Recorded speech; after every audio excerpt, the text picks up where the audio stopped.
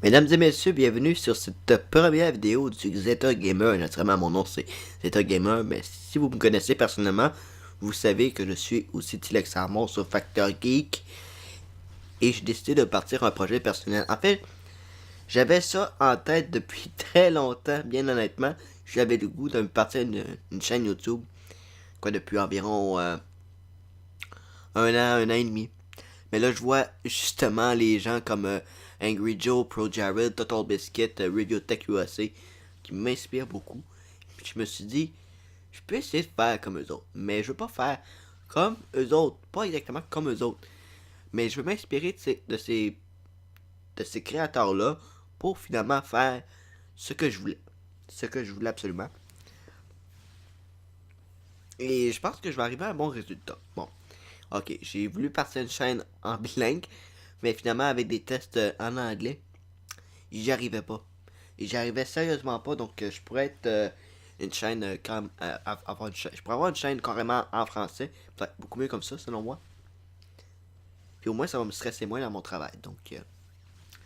Donc voilà, j'ai décidé de choisir un sujet important qui est Metroid. C'est une licence que j'aime beaucoup.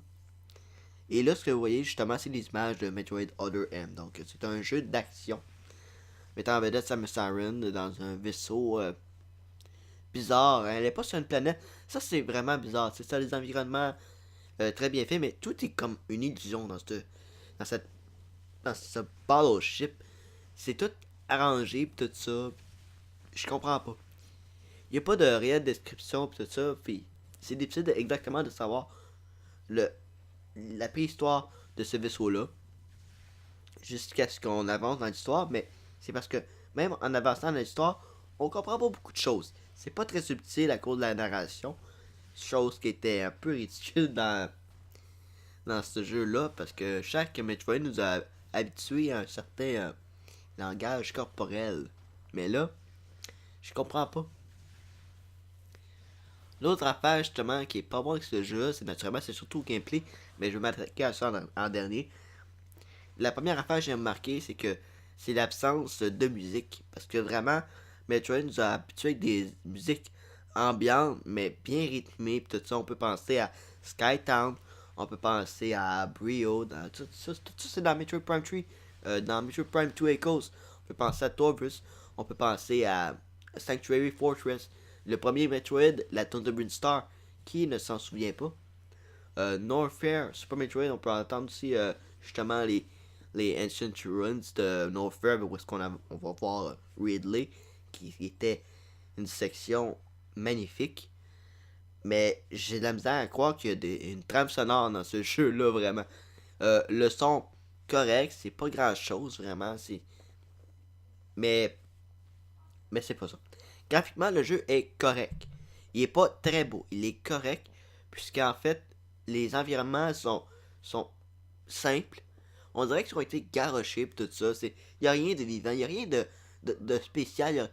Il n'y a pas un petit détail qui fait que cette salle-là se distingue. Parce que je comprends que dans Metroid Prime, tout ça, c'est dans des environnements 3D et tout ça. Mais il y avait une vie dans ces salles-là. Je comprends pas pourquoi. N'est pas me dire que Metroid Other M a des salles où c'est plein de vie. Là. Oublie ça, là. Oubliez ça. Oubliez ça. Mais je vais m'attaquer vraiment au gameplay parce que si on considère juste le gameplay, Metroid Other M, c'est le pire Metroid. Puis j'ai joué à Metroid Pinball. Donc, c'est ça. Euh, Premièrement, la grosse erreur de ce jeu-là, c'est le fait de nous restreindre dans notre parcours. C'est justement de fermer des portes. Puis tout ça. Pourquoi on nous ferme des portes justement dans ce jeu-là? On n'est pas censé se déplacer normalement. Puis explorer. Puis tout ça. Non, non, non, non. Il faut suivre absolument l'histoire. C'est ce que Yoshio Sakamoto voulait. Accepter sa vision de Samus. Oublier Metroid Prime, c'est fini. Donc, ça, c'est le gros problème. De un. De 2, on a tous les objets, mais il faut attendre la permission du commandant pour activer nos objets. Donc, oubliez le sentiment de l'accomplissement dans ce jeu-là pour trouver vos objets. Oubliez ça. Troisièmement, Metroid Prime nous a habitués à des nouvelles séries de plateformes avec la Morph Ball ou même avec No Soap de Screw Attack. mais il n'y a pas grand chose là-dedans. Peut-être juste une section, mais c'est pas grand chose. C'est très très simple en plus à faire. Mais il n'y a pas un réel sentiment de vouloir utiliser ses capacités. C'est tout à fait simple. Donc, encore une fois, c'est un potentiel qui est détruit. Quatrièmement, l'utilisation des mouvements de combat, comme le Sense Move, le Little Strike, puis le Overblast. Je comprends le Sense Move, ça c'est super le fun, mais c'est imprécis.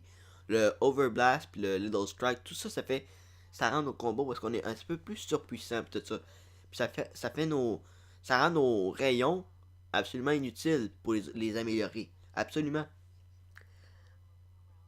L'autre détail qui me frustre dans ce jeu-là, c'est le concentration.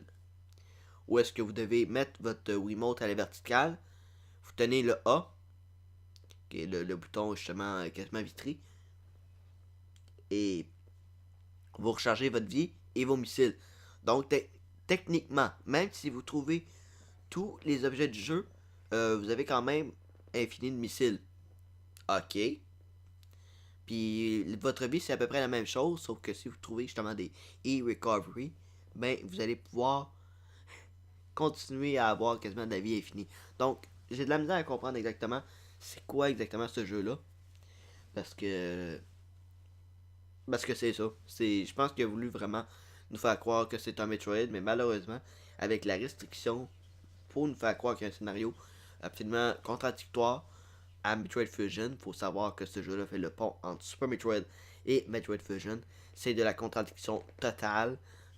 Mais s'il faut que ce soit le chemin pris pour les prochains Metroid, on a de quoi être inquiet pour la série parce que c'est pas le genre de 3D qu'on peut faire.